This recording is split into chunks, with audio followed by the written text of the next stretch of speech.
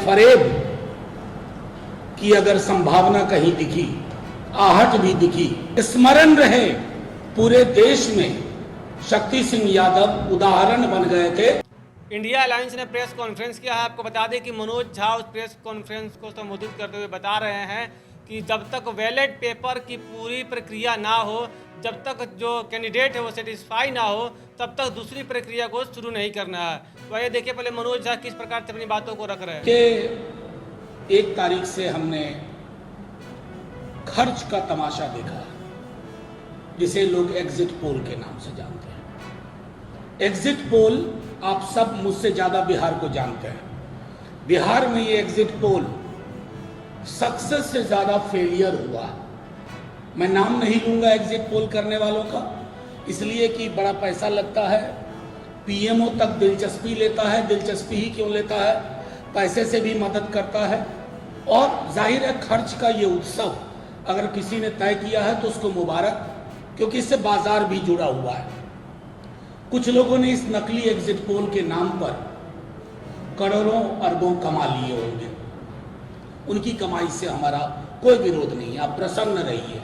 4 जून की दोपहर 12 बजे तक आपको प्रसन्न रहने का अधिकार है, आप प्रसन्न रहिए। आज हम सब, कल दिल्ली में आज हम सब चुनाव आयोग के पास गए थे। हमने चुनाव आयोग से यह दरखास्त की है, और वो दरखास्त साक्ष्य के आधार पर की है कि पोस्टल बैलेट को लेकर के हमें 2020 वाले फरेब की अगर संभावना कहीं दिखी, आहट भी दिखी, तो प्रतिकार इस बार 20 वाला नहीं होगा।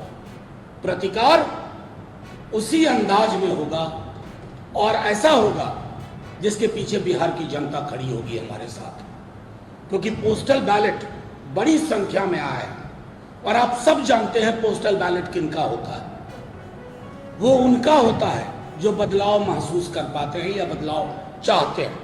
आपने 2020 की विधानसभा में देखा था पोस्टल बैलेट का, और कैसे, मैं बार बार कह रहा हूं कि स्मरण रहे पूरे देश में शक्ति सिंह यादव उदाहरण बन गए थे कि कैसे बेईमानी से हराया जाता है। जीत का प्रमाण पत्र लेने के लिए कहा गया था कि बैठे रहिए, और बाद में घालमेल करके तो हमने सख्त बात कर दी कि पोस्टल बैलेट की गिनती हो, उस गिनती का समायोजन हो, और उसके बारे में ना नुकुर वाली टेंडेंसी नहीं चलेगी।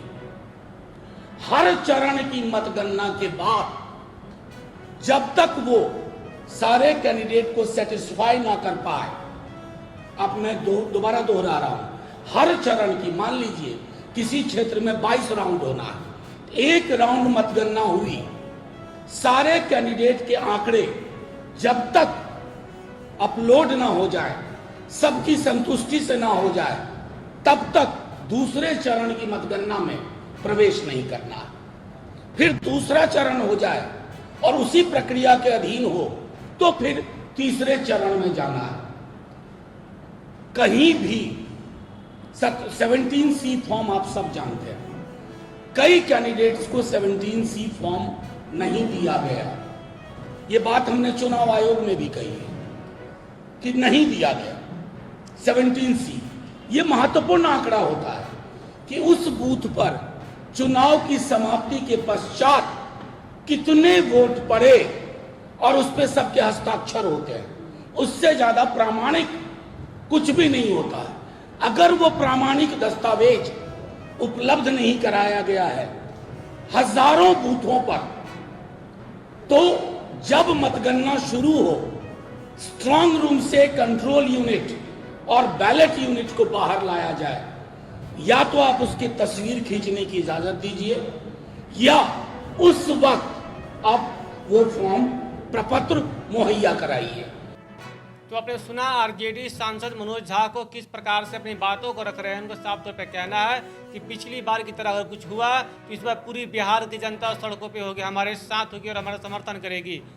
दीक्षांत एडुटेक लाया है दीक्षांत ई लर्निंग ऐप। बने दीक्षांत का चैनल पार्टनर और अर्न करें लाखों रुपए प्रति महीने। चैनल पार्टनर बनने के लिए विजिट करें www.dikshans.com। हमारे YouTube चैनल को सब्सक्राइब और Facebook पेज को लाइक करना ना भूलें। धन्यवाद।